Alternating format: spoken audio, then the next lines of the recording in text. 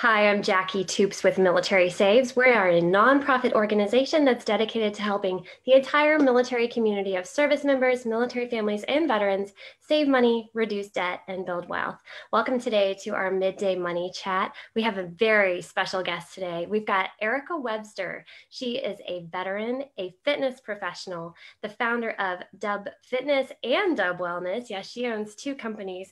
And as a fun fact, she used to work at the only Department of Defense maximum security prison. So Erica definitely means business. And today we're going to talk about some of the overlaps that go along with fitness and financial fitness. So Erica, thank you so much for joining us today. Thank you for inviting me to be on. This is exciting. I'm excited to be here with you. It's good to see you. It's so good to see you too. I had the pleasure of interviewing you a few years ago, and I'm really happy you agreed to talk with us because you are a complete powerhouse. You're a veteran, you're an entrepreneur, you're a speaker. You do so much for your local community. And another fun fact about you that I love is that you dressed up like Wonder Woman to go help. There was a sick little girl, and I just think that's really touching that you're giving back. You still are living a life of service. Her sister, actually, it's her birthday today. So they were sharing pictures, and the picture of me as Wonder Woman with the two little girls was on the post. And it was beautiful. And it was actually, that was probably the greatest moment of my life. Nothing beats that. Well, it was exceptional, and I love that you still have that spirit of giving. So today you get to give our viewers some fun facts here.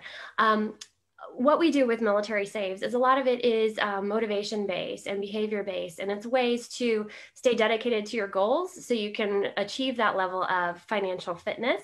And if any of that sounds like it also overlaps with what you do as a professional fitness expert, that's exactly why we've got you here today.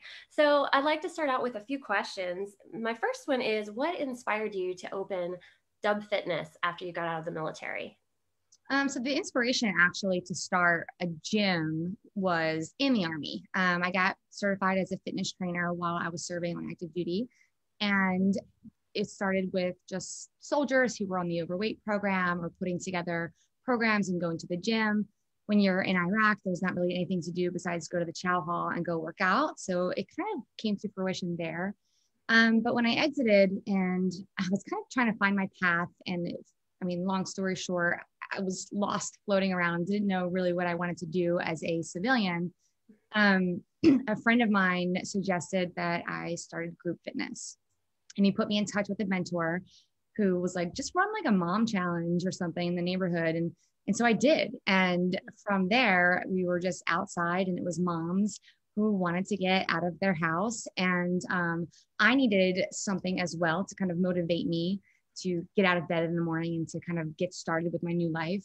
And so in the way that I was helping them, they were actually helping me. And it was just this perfect little cyclical thing that was happening. And then the business just kind of came to fruition from there as like growth in an actual company. Well, that's fantastic. And I think it's a true testament to what you're doing and how supportive your members are now because you've built up this culture. It's not just a workout. I know it's this feeling of belonging and it's community, but you just survived 2020 as a gym owner. Like that is not the case for everybody. And I think that's really remarkable. It's a wonderful, wonderful testament to what you've created with Dub Fitness. Can you tell us what did you do in order to financially pivot during such an unusual year? Well, the first thing I did was surround myself with all-star staff, employees, friends, the people around me who would not let me fail. I mean, even if failure was the only option, they'd figure out a way to help me get out of it. So I do have to thank them. But it was just figuring out different avenues. And so you mentioned, it's not just a gym. People don't just come in here, swipe their key card and go about their business.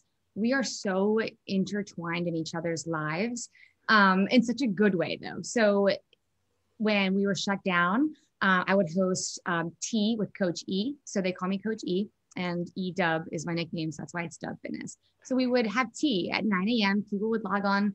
If they were working or if they weren't working, they would put the little phone up and we would all have our mugs. And we would talk kind of like, it was like a state of the union. We would talk about what we were doing at Dub, what was happening in the world, how we were feeling. And so this was a way for us, one, to just kind of deal with the pandemic and figure out how we're going to navigate through. And two, I didn't want them to feel like another thing was going to be taken from them and that they were going to lose stability. So knowing that they could look forward to tea or to my online classes, and we did baking classes, it was a constant that they had. And I think that that's what we needed. We needed something that we could rely on in the world that was kind of like blowing up around us. And then that's kind of when little by little, it was like trial and error. Okay, so this works online, this doesn't work. The one thing that was, I think, really good about this is it made us form bonds, whereas I don't necessarily think they would have formed if we were just still coming into class and working out. It almost made us see each other more and talk to each other more and get more intimate. So Friday night we had trivia, we played, categories and Pictionary and gestures, and it was just funny, and family members got involved. And so I think that really just, it'll be 8 years in April, but 2020 almost felt like my strongest year with my gym and with my members and with my staff, because we had each other. And, to steal from the Philadelphia Eagles Super Bowl quote, we all we got, we all we need. And we kind of like believed in that. And so that's kind of, I think, how it started. And then learning what I was capable of doing from distance is how I launched my second business and realized I can go global. Like, this is something I can reach out and touch people that aren't in the Philadelphia area. And so we just started growing that way. Okay. Well, can you tell us a little bit more about that second business, the Dub Wellness? Yeah. So my lead employee, she does my admin. She's always making apps and doing techie stuff. And I'm like, I need you to like dumb it down for me. I'm a person that lifts up weights and puts them down. And you're over here, you're the smart one. So we had this like members app, and it was like a database, and we were uploading workouts because some people couldn't attend the live classes. So I would record the classes and then I would post them to Facebook, and then Facebook would mute it because of the music. And it was just, again, like I said, trial and error. And so I was like, well, why don't we just develop an app, like this online library? I have a Peloton. I was kind of like, I don't want to say like I was stealing their business model, but I was like, this model works, but it's more interactive. So now the app is kind of like a hybrid of MyFitnessPal, of Peloton, of Map My Run, tracking macros or calories. You have challenges, and it looks like Facebook. So you can post on someone's timeline, you can post in a community group, you can like interact with each other, you upload your own profile and your header. So it's all of you, it's designed for you. And you can make it private or not private, but it's a way to kind of see tangibly results. Whereas when you're going, you're working out and you feel good, but you never really know how to track. And this is kind of all done for you. And it even links up with your smartwatch. So if you go for a 5-mile run and you wear a Garmin, and your Garmin is connected to your Apple Health, or I'm not sure what Android is, I'm a diehard Apple user, it'll automatically transfer to the app. So it's all done for you. You just have to go out there and do the activity. And then there's also hundreds of workouts that I upload. We do 8-minute abs. We do mobility, flexibility, where people foam roll, which, it's the demise of everybody is sitting on that roller. And then we do live classes as well. And then after the live classes, we'll have like a chat. And the next thing that we're going to roll out actually is after class, we're going to do where we make like a smoothie or a protein shake together, because a lot of people don't know what to do after a workout. They're not eating and they're not stretching, and there's really no progress being made. So I want you to see the results and feel good. And the misconception is that after your workout, you should feel like dead and dying and not want to continue about your day. And that's false. You should be like rejuvenated when you get finished exercising with me and want to, go do more. And so that is possible. They're not mutually exclusive, being sore and having a good workout. And then we're launching it to corporate companies at very, very low cost. So for instance, you own your own business and you have 40 employees underneath you. For $100 a month, all of your employees get this for free. And what the idea is that we want you to retain your employees in an environment and in a time where you're unable to give bonuses or to give, extra incentives like financially, because everyone's hurting. And so now, instead of, having them just being like lazy and sitting behind a keyboard and really feeling lethargic, you're now giving them this opportunity for free, no cost to them, to exercise, which then makes them an energetic employee. Now they're being introduced to other people. And, even introverts that come to my gym will say that it makes them want to talk to people. They come in at 4 o'clock in the morning and they just, sullen and miserable. But at the end, they're chatty and talking. So the whole idea is when, I say I want to reach out and like touch everybody. I think everyone deserves a chance to feel good. And that's kind of what Dell Wellness is going to do. Well, that's fantastic. Congratulations. I love seeing veterans succeed in business. I think that's fantastic and it's very inspiring. And I agree with you. At Military Saves, we also have a lot of tools online and free resources. We've got the spending and savings tool, which is like your tool where you can actually check the money. You can see what you're spending, what you're saving, and you can start tracking those behaviors or patterns. And then just building up that community so you're not alone in this, I think is such a key, which I'm going to give us a plug for a second with Military Saves. We do encourage everyone to take our Military Saves pledge. You can target your goal. It can be retirement, it could be savings, it could be education. There's all sorts of ways that you can start taking measured steps to your goals. And I think this is something you're doing with your business as well, because you don't just wake up one day and you're just completely fit. Like you've got to make small choices and be dedicated every single day. So that really does tie in quite a bit to money, because maybe you don't always feel like saving. Maybe you just want to impulse buy. It's like, maybe you just want to binge eat and watch Netflix and not work out. So I want to talk to you about the motivation piece. What would you say to someone, fitness and money, like how would you motivate them to keep working towards their goals?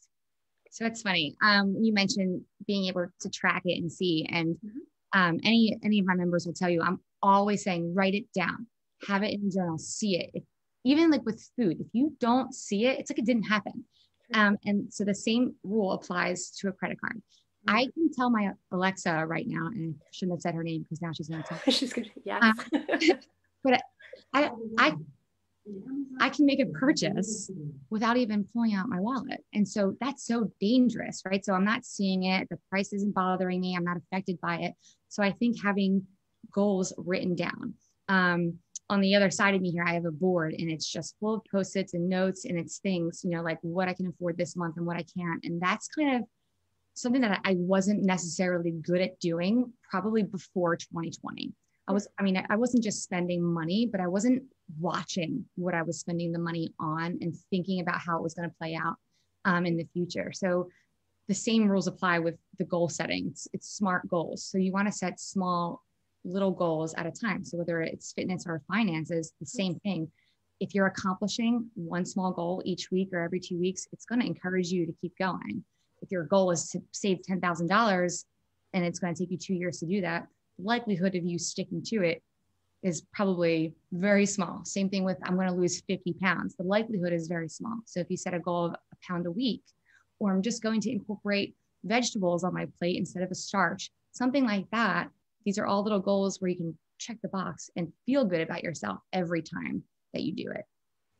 I love that. And keep going. Like if you mess up and you either eat the wrong thing, or maybe you do make an impulse buy for something you didn't really need, you don't need to just go on an entire shopping spree, or you don't just need to go hit, a buffet or whatever, or order a lot of food at home. Just keep going. I guess just keep your eyes on the prize and stay motivated. So then part of that, I guess, comes in line with discipline. So how do you stay disciplined? Because you know what, motivation doesn't hit all the time. And some people just say, oh, I'm not motivated. It's hard to make this financial plan or stick to a budget, or it's hard to get to the gym. But there's something to be said if you just make it part of your everyday or weekly routine.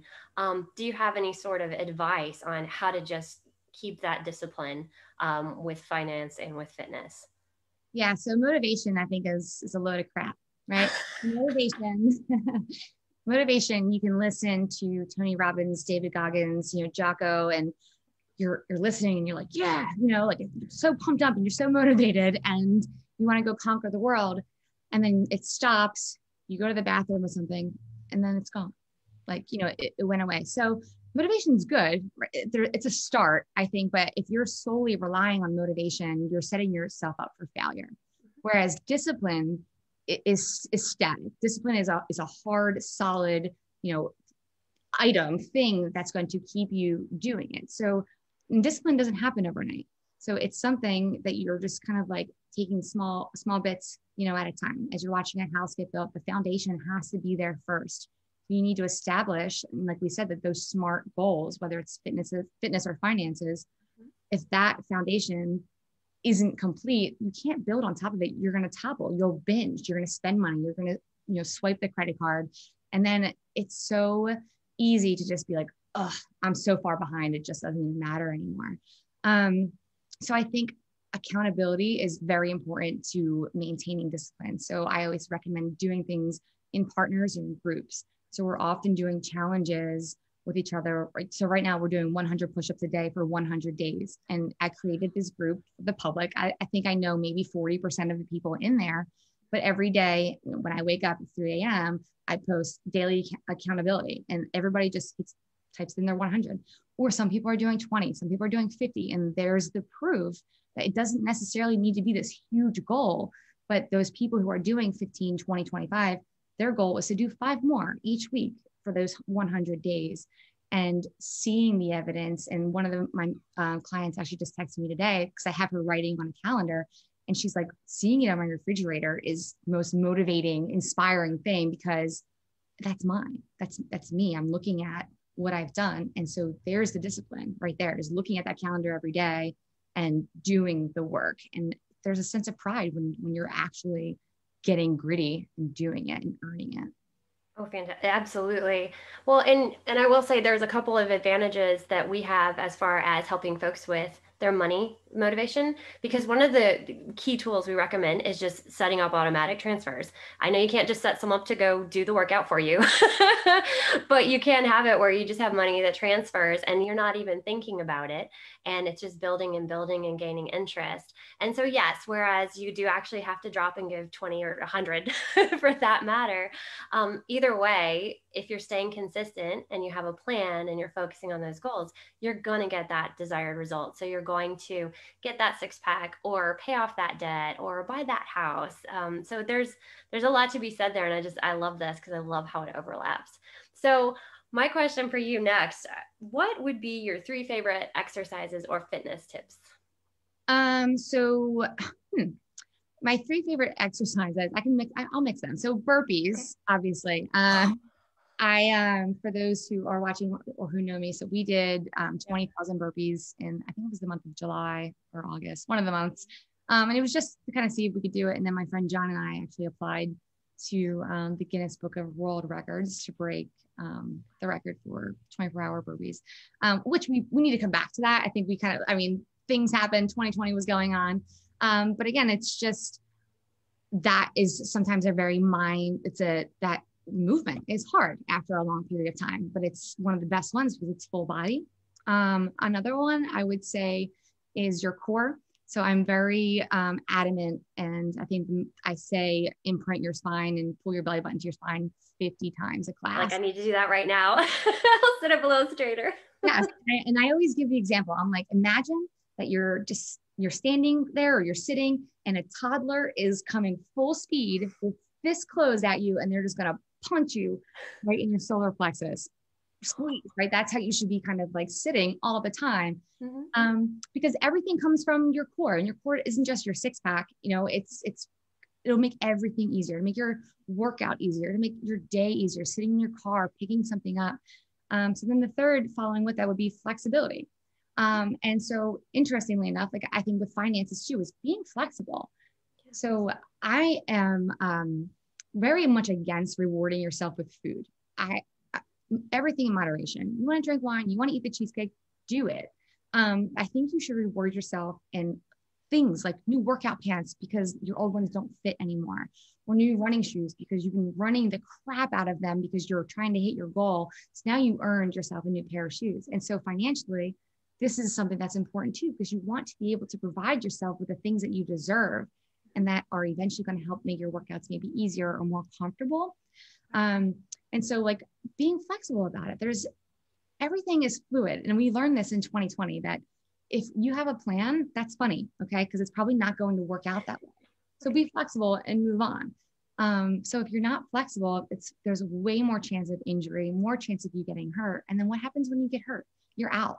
And then you almost have to kind of start back at zero. So the same thing applies financially, right? Like be flexible with your money, have that savings account. So when someone's going to get married or a baby shower or something, you have the money to go travel and do the things. Yeah, oh yeah, that's true. I do really like that. And even you can reward yourself financially. Say if you hit a savings goal, you don't necessarily have to go spend a ton of money. Maybe you upgrade your account to a higher interest account, or you launch start a new account that's a travel money fund or something. So it's like what you're saying with the fitness is don't necessarily make your rewards take you back a step. Like help them choose rewards that are going to propel you forward towards your goal. And I think that's fantastic. That's a really good tip. And I also want to mention too, I meant to say a minute ago when you said accountability, that is so true. And that's something that we do here as well. We've got a text system where you can text military saves to 877-877. And then every month we're going to be texting you reminders and tips and anything to help keep you stay on, keep you on track so you do achieve those goals. And I love that you've got that system as well, because it is really hard to do it alone and you don't have to. You've got Erica and you've got Jackie. We will keep you on track. Will. I love it. And now I feel like I need to go do some push-ups after this. I probably should have done it before the call to prepare for you. Because I'll be honest. In 2020, I feel like a lot of people, the world just changed on us or paused, and maybe their finances kind of took a dive, or they let things slide financially. They let things slide with their health. At the top of the year, I was going to a gym. I had even splurged on a trainer, which I've never done. And I was like, this is going to be my year. And the next thing you know, I'm home all the time and I've got kids here, and I've let it slide. And I'm thinking, there's a point where you have to say, okay, this has been difficult. I've made it through, but I need to take care of myself. And physically, that leads to so much. There's a reduction of stress. You get the endorphins, you feel better, but also financially. At first, I was just spending so much on takeout. I was stressed. There was too much pizza. I won't even admit how much there was. And I realized that it really is self-care to take care of your mind, your body, and your money, because if you don't, those things are going to stress you out and eat at you, and you'll feel guilty. And there's just something to be said about putting yourself first. Well, and that's a snowball effect too. If you want to be the best version of yourself for your family, you have to take care of yourself. And I tell people, if you break, if you're broken, if you fall off, who's going to take care of the people that you take care of? Won't you feel badly? Because when people say, I don't have time, or I have this, and I'm like, well, who's going to have the time when you're injured or when you're sick? So you have to kind of put things into perspective and talk to someone about it. It's overwhelming to think about doing things on your own. So accountability is important. It really is. Well, I appreciate that you're helping people. I think that's amazing, and that you're still dedicated to service. And I think it's so fascinating that you were able to pivot. You didn't just quit and say, oh, well, there that went. You were able to still fight and persevere. And so what advice would you give to other veteran entrepreneurs or military spouse entrepreneurs who maybe did take a financial hit, like their business struggled last year? What would you do to recommend? What would you recommend to them to help kind of pick that up and get back on track? Well, the first thing, I think that if you're a veteran and you own a business and you're not in some type of veteran organization or seeking out a nonprofit that helps, do that. Google whatever your area, because there are so many opportunities there. So I actually sit on the board of a nonprofit called the Greater Philadelphia Veterans Network. And yesterday, I'm the committee lead it's a networking group called VBRN, and it's all veterans in business, and it's a referral network. And in there, it's financial experts, it's real estate experts, it's all kinds of people, so that when we have these meetings, you can say, I'm struggling financially, or I need to refi my house, or I'm about to lose my gym. Can you help me figure out the best way to maybe sell off equipment, or to, have help talk to the mortgage company to delay payments? So I think that finding in your network the people that are willing to help you, but then also the programs. And this is kind of where I'm learning as I go as well, because when I started the business, I had no idea that there was money, especially for veterans, female veterans, for fitness, for things like that. And I'm learning, almost a decade later, all of these things that are available. But so now that I know about them, I'm happy to pass them on. So it's reaching out and finding those sources. And the VA is getting better about helping and having programs. So I think even talking to your banks have a whole separate program too for veterans most of the time. And they have a veteran person, like a liaison, who's capable of helping you directly. So I think also, like, vets, like, we don't really necessarily turn to quitting first. So exhaust all avenues, reach out to people, send me an email. Like, it doesn't need to be a Philadelphia area person. It can be anywhere. We have connections. And that's the whole idea, is to kind of take care of our own. Oh my gosh, I love that. That's fantastic, and that is so true. There are so many resources available. You just have to look for them, and you have to be willing to ask for help. I know that's something too that isn't always in the military culture, because you do things on your own quite a bit. But I think if you reach out, you're going to find other like-minded folks who are there to help support you with whatever questions you may have, so you can find success as a veteran, as a military spouse. And I love that. And that was called VRBN or VBRN. We'll have to, maybe we can drop a link to that after this. I appreciate that. Well, Erica, is there anything else that you would like to add to our viewers when it comes to that link between fitness and financial fitness? Any other gems you can share? Like GEM. I know you're like usually GYM. No, just my gym. I think what you actually just said about you're not alone. You're not, people are willing to help you. You just have to ask. And that's such a hard thing to do.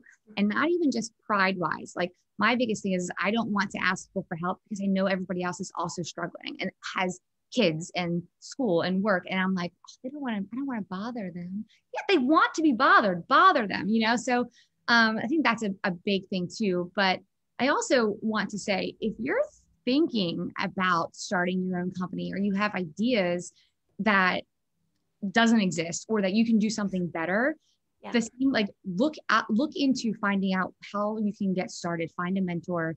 Don't just sit on it, because I think, like, usually veterans are really creative, and we have this mindset where we can, like, figure out new ways, right? Adapt and overcome. We lift and shift fire. And so if you're thinking about doing it, pull the trigger, just do it. What's the worst that could happen? It doesn't work. Okay, keep going, but I think that trying is a very, very important part, and it helps build growth.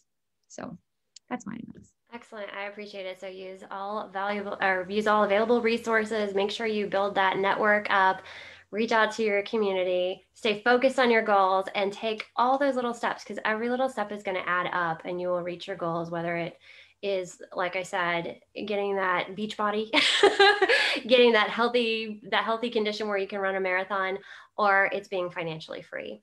So Erica, thank you so much for your time today. Please, everyone, thanks for watching. And again, I encourage you to take our Military Saves Pledge, where we are here to help you save money, reduce debt, and build wealth. And I will also drop a link to Erica so you can keep up with all the amazing things she's doing. So thank you so much for tuning in. Erica, thank you again today for being with us. Thank you for having me. All right, bye. Bye.